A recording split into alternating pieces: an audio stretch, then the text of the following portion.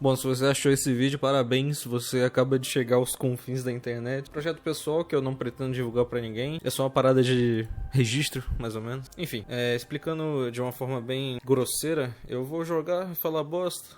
E é isso. Eu vou jogar umas paradas que eu quero jogar. E eu tenho coisas pra falar, então eu vou juntar o útil ao agradável.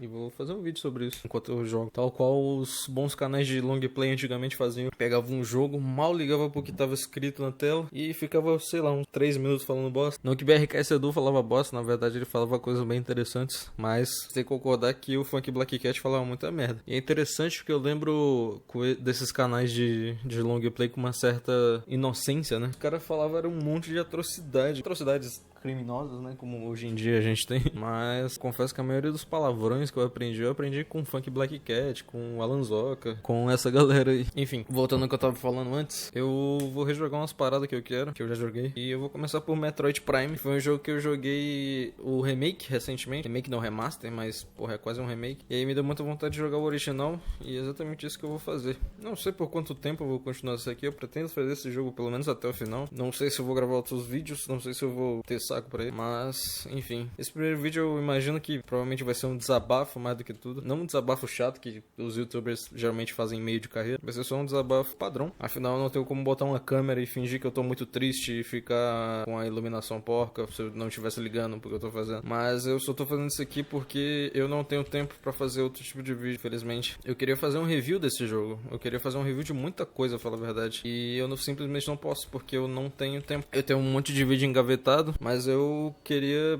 fazer alguma coisa relacionada ao videogame, que é uma das coisas que eu mais gosto na minha vida. E, enfim, decidi fazer isso, que é o que infelizmente está no meu alcance. Serve como registro das minhas plays jogando essas paradas. Enfim, eu tô jogando o mod que transforma o Metroid Prime clássico em um jogo de PC, basicamente. Tem até as binds ali, isso aí é um mod de textura que eu coloquei que faz o jogo ter essas coisas. Enfim, eu tô controlando com teclado e mouse, eu não sei se deu pra perceber, mas enfim, não é um emote, não é um controle de GameCube, eu estou controlando com teclado e mouse. Legal, né? Esse jogo é muito bom, inclusive. Fiquei impressionado jogando ele da primeira vez. E é um jogo que, tipo, foi muito aleatório o jeito que me deu vontade de jogar. Eu acompanho muito o Sr. Wilson, né, do canal Colônia Contra-Ataca, e lá eles fazem na série de vídeos dos irmãos jogas, de vez em quando eles pegam dois jogos de consoles diferentes pra comparar as diferenças entre eles. Pô, eu devia ter escaneado alguma merda aqui, né? Enfim, funcionou de qualquer forma. E lá eles compararam a versão desse jogo com a versão do GameCube e eu simplesmente achei o jogo muito bonito, a versão do Nintendo Switch, que foi a que eu joguei. Achei o jogo muito bonito e decidi jogar e descobri que ele é tipo o top 3 dos jogos mais bem avaliados de todos os tempos. E não é à toa, esse jogo é realmente muito bom. E o jeito que ele conta a história me lembra até um pouco Dark Souls, só que ao invés da história estar nos itens do jogo, as histórias tá no cenário, sabe? Você pode escanear e entender o que aconteceu aqui. Por exemplo, esses bichos aqui são bichos que foram infectados com Phasol, né? Que é meio que um parasita, só que olha esse conceito, mano, isso aqui é muito maneiro. É um parasita que habita um planeta, que esse planeta ele solta alguns esporos com as erupções deles, e nisso libera esses parasitas que são do tamanho de meteoros. Então eles caem como um meteoro no planeta e assim contaminam o planeta com ele. E aí os piratas espaciais, né, que são os inimigos, estavam fazendo experimento com ele e os bichos daqui. Opa, aí merda. Eu tô meio confuso com os controles, mas enfim. Eu achei muito maneiro quando eu descobri isso, cara. E o jogo te conta a história desse jeito. E além disso, eventualmente vocês vão ver na gameplay, não sei se nesse episódio, mas vai aparecer o jeito que as boss fights desse jogo são muito legal também. Que não sei se as pessoas sabem, mas esse jogo não é um FPS, sabe? Quando eu peguei pra jogar, eu achei que ia ser um boomer shooter, pra falar a verdade. Meio que nos moldes de Doom, ou até um GoldenEye, sabe? Porque ele tem o controle bem parecido com o GoldenEye. Mas na verdade não, na verdade ele é um Metroidvania. O que é engraçado de se pensar que eu não pensei nessa possibilidade de um Metroid Prime ser um Metroidvania. Mas enfim, isso me pegou muito de surpresa. E realmente funciona o jeito que eles fazem, o esquema de Metroidvania do jogo. Pô, qual é? Do nada o bagulho fechou na minha cara. E pelo que eu vi agora, a versão de Wii, né, que eu tô jogando é 1 pra 1 com a versão do Switch. Só que a versão do Switch tem iluminação melhor, textura melhor, enfim, modelos melhores. Mas de código de jogo, eles usaram o mesmo. E isso me faz... Olha aí o bicho. Esse é o Parasita Rei. Enfim, esse é um dos bichos que estava no experimento, né, que eles estavam fazendo aqui. E como deu pra ver, eu acho que não saiu muito bem. O que eu tava falando de ser 1 pra 1 com a versão do Switch é que esse jogo me parecia muito atual, sabe? Eu achei que quando eu ia vir pra cá, eu ia sentir uma mudança muito grande. Tipo quando você pega a versão do Monster Hunter de Play 2 e a de PlayStation 3, tá ligado? Muda muito de uma geração pra outra. E não, na real, eles são bem parecidos. Só muda, claro, os gráficos. E isso eu digo de uma forma positiva, porque eu achei o jogo muito moderno. Apesar que ele foi lançado, esse em específico, foi lançado há só 3 gerações atrás. Então, não é tanta coisa. Muito jogo da 6ª geração ainda funciona hoje em dia. Só que esse teve ainda uma ajuda de ser o cross com a 7ª, né? Porque ele foi lançado pra Wii também. Tanto que é a versão que eu tô jogando. E o 2 e o 3 também. Na real, eu acho que esse não foi cross. Eu acho que o que foi cross-gen foi o 2. Cross-gen que eu digo que foi pensado, sabe, na nova geração. E não...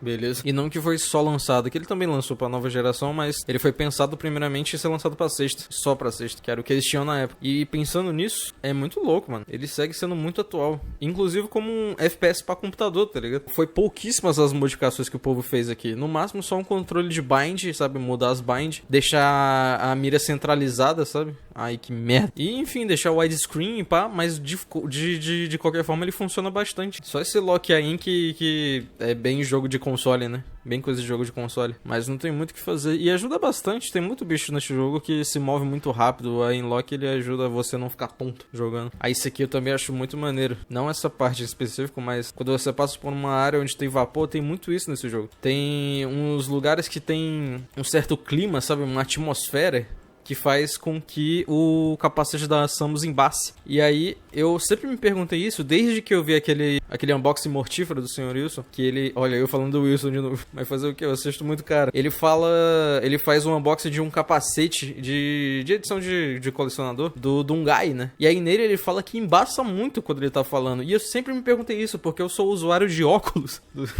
do jeito que eu falei, parece que é uma seita dos usuários de óculos. Mas não. Ah, tá, essa parte aqui, se você seguir nela e essa parada te pegar, você não morre, viu? Ele não te esmaga lá no final. Ele só te leva pra trás. Enfim, eu como usuário de óculos, eu sei muito que, tipo, embaça pra caramba. E quem não usa óculos, acho que não deve pensar nesse tipo de coisa. Mas o cara que tá com um capacete que tem uma viseira desse jeito, ele ia suar muito. E ia ficar embaçado, sabe? E aí, o Dungai devia ficar muito com isso. Só que, obviamente, como é um jogo, eles não pensam nesse tipo de coisa. Porque, pô, vai atrapalhar a visão do jogador. Só que nesse jogo aqui, que é, tipo, de 2004, eu acho, eles pensaram nisso. E fizeram a parada. Então, quando tu passa por um vapor, assim, a tua visão fica realmente embaçada. A visão do teu visor. E não só por vapor, tem umas paradas que prega na viseira. Opa. Pronto. E na versão de Switch, eles deixaram isso mais realista ainda. Que além disso, a viseira ela reflete a luz do ambiente. Dá pra ver quando tu atira. Você que tem a versão de remaster, nunca reparou nisso? Dá uns tiros aí, você vai ver que dentro do teu capacete começa a brilhar, mano, com os feixes de luz. Detalhes muito irados que tinha nessa época que, enfim, hoje em dia... Eu tô falando muito enfim.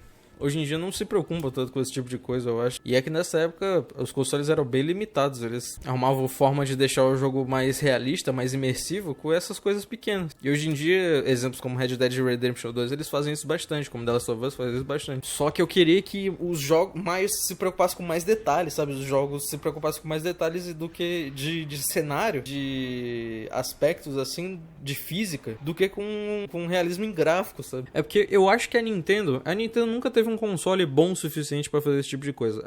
Agora com o Switch 2 eu acho que vai ter mais disso. Principalmente no Metroid 4, né, que vai vir aí. Tô muito ansioso, diga-se de passagem, de ter mais realismo em detalhes de aspectos de física do que em realismo. Porque os jogos da Nintendo não são realistas. Então eu imagino que quando tiver um Mario no Switch 2, ao invés de ter uma iluminação realista, vai ter, sei lá, se ele pular na água, por exemplo, vai ficar com um molhado realista. O cabelo... Nossa, olha essa flor toda pixelada. Tinha umas coisas que não precisava, né, mano? Nossa, essa cena no Switch é muito bonita. Eu, sinceramente, eu vejo beleza nesse tipo de gráfico também. Não sei se é porque foi uma época que eu vivi, né? A 6ª geração, que eu sou de 2005, aliás. Então foi a geração que eu vi, que eu nasci. Nossa, que feio, cara. Mas por que eles não fizeram isso, mano? Nessa parte aqui no GameCube tem ondinha. Na do Switch também, por que na versão de Wii não tem? What the fuck, Nintendo? Nossa, que mal feito. Enfim, o que eu tava falando. No Metroid 4, em específico, no trailer do Metroid 4, que é o trailer que foi feito no Switch 2 e não no Switch 1, né? Que foi os primeiros trailers. Que, inclusive, graças a Deus que ele vai vir pro Switch 1 também, e não só pro Switch 2, porque eu queria muito jogar aquele jogo. E obviamente eu não vou poder comprar o Switch 2 no lançamento. Legal, né? Esse aqui. É assim que passa desse lugar. Ih, eu não posso vir pra cá. Garotinho, garotinho. Não é pra cá que eu tenho que ir. É pra lá. Lá no Metroid 4 já dá pra ver bastante coisa desse gênero. Mas de qualquer forma, eu não sou um cara muito de gráfico, não. Assim, acho legal quando fazem bem feito, mas eu sou um cara de detalhes. Eu prefiro muito mais detalhe do que gráfico. Tem um Metal Gear, tem o Metal Gear Solid 2, né? O Sins of the Father? Não, o Sons of Patriot. Nele, se tu derruba um copo d'água que tem gelo, o gelo derrete, tá ligado? Ele passa mó cota lá, mas ele derrete. No Splinter Cell, olha eu citando a concorrência, no Splinter Cell, se tu dá um tiro no aquário lá, o aquário desvazia até ficar sem nada dentro do aquário, tá ligado? É muito maneiro. Esse tipo de coisa me faz gostar muito de videogame, sabe? Atenção a esse tipo de detalhe. Porque são coisas que não dá pra ter em filmes, não dá pra ter em música. Esse tipo de coisa só dá pra ter em videogame, sabe? Esse tipo de imersão só dá pra ter em videogame. E são coisas que deixam muito mais imerso do que gráfico, sinceramente.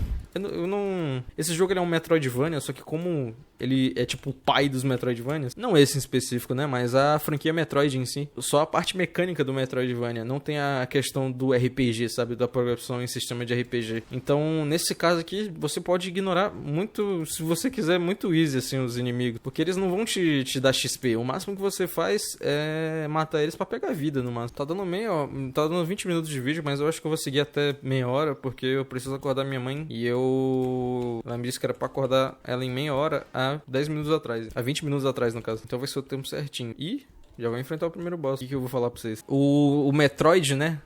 A parte do Metroid que tem é de você estar num mundo aberto e ter uma exploração não linear, sabe? Num mapa aberto, que eu digo. Não um mundo aberto tipo GTA. Num mapa aberto. Nossa, esse boss fica muito easy quando tá jogando de controle. Se liga. Falta um. Ali, ó. De controle não, né? De mouse e teclado. E como eu tinha falado lá no início, os bosses desse jogo, ele não é um combate, sabe? Tipo, você não precisa matar o boss, você precisa decifrar o boss. Então, por exemplo, aqui a gente decifra que, eventualmente, o passarinho... O mosquito, ele vai parar, o passarinho bizarro. O mosquito, ele vai parar e você tem que atirar nele. E os outros bosses têm muito essa pegada, sabe? De você ter que descobrir o que tem que fazer e não ir pra porrada com o boss. E isso é assim o jogo todo. O que, pelo menos pra mim, não destoa, mas dá um choque térmico, sabe? Porque é um FPS o jogo. Tanto que hoje em dia, essa discussão é muito presente ainda com o jogo. Esse jogo foi lançado há, tipo, mais de 20 anos atrás. Sobre o gênero dele. Porque tem gente que fala que é um FPS, tem gente que fala que é um Metroidvania, sendo que o Metroidvania na época nem existia esse termo. E a Nintendo chama de FPA, né? Que é tipo First Person Adventure. Que é uma aventura em primeira pessoa e não um First Person Shooter, tá? Um tiro em primeira pessoa. Enfim, acabei de pegar os mísseis. Agora eu posso entrar em portas que tem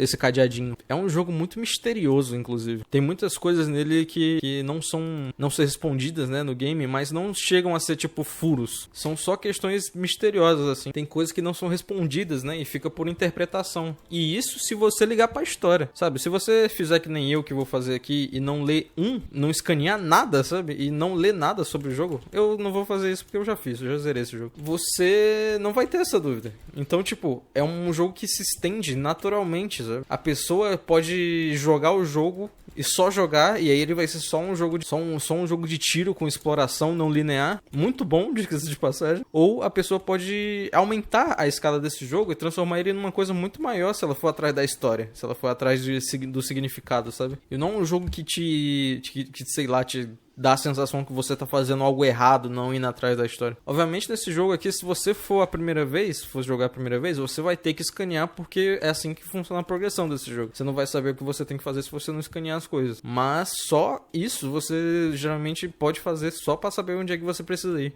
Você não precisa ir atrás da história. Quando você vai atrás da história, você quer mais, sabe? Você fica com mais vontade. Essa é a segunda vez que eu tô jogando esse jogo, não é à toa. E eu peguei justamente essa versão de PC, porque eu fiquei com muita vontade de jogar as sequências, né? Só que as sequências não tem remasterização. E aí eu descobri isso aqui, que é um mod que deixa o jogo como se fosse de PC. E aí eu aproveito que é a versão de... Caralho. Ah, tá, eu já peguei míssil.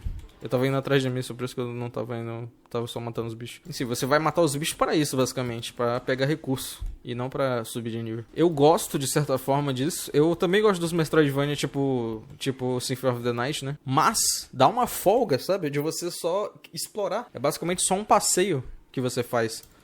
Passou ponto, cara. Às vezes em Metroidvania eu fico muito saturado, assim. Chegam umas horas que dói minha cabeça do jogo. Isso em qualquer Metroidvania. Não é específico de algum, é em todos. Justamente por causa da progressão no linear e ainda a mescla com RPG, sabe? No Symphony of the Night tem umas paradas que não tem como você saber se você não for atrás de um guia. Por exemplo, como você pega o final verdadeiro, sem saber, sabe? Que precisa pegar os anéis lá pra poder tirar a maldição do brother, pra poder achar aquela sala onde vai ter a Maria que vai te dar um óculos. Como que você vai saber disso? Então, tirando um desses fatores, faz o jogo funcionar ainda e deixa o jogo muito mais tranquilo, mais gostoso, digamos assim. Não que Metroidvania seja ruim, mas às vezes enche o saco, sabe? Aqui enche o saco de vez em quando de ficar voltando, indo pra lá e pra cá. Só que aqui, como esse é o foco e não, você não precisa parar a sua exploração pra poder upar, digamos assim, ele flui muito bem a exploração dele. Desse estilo de Metroidvania, só que de forma 3D. Isso me lembra muito Souls-like, inclusive. Principalmente na parte que esse jogo não tem save manual, save automático, sabe? Não tem save, você tem que achar o save do jogo. Inclusive na versão remasterizada, o que eu achei um